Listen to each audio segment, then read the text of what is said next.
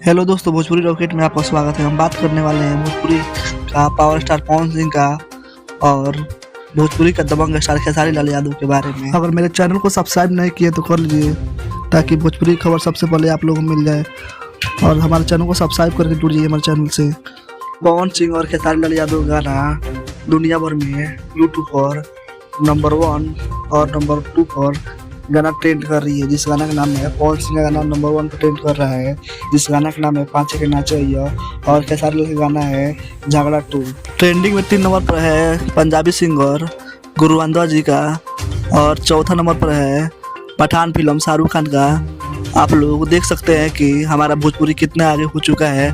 इसी तरह आप लोग का दुलार प्यार का जरूरत है हमारे भोजपुरी कि आगे बढ़ जाए, नंबर 1 हमारे भोजपुरी बन जाए।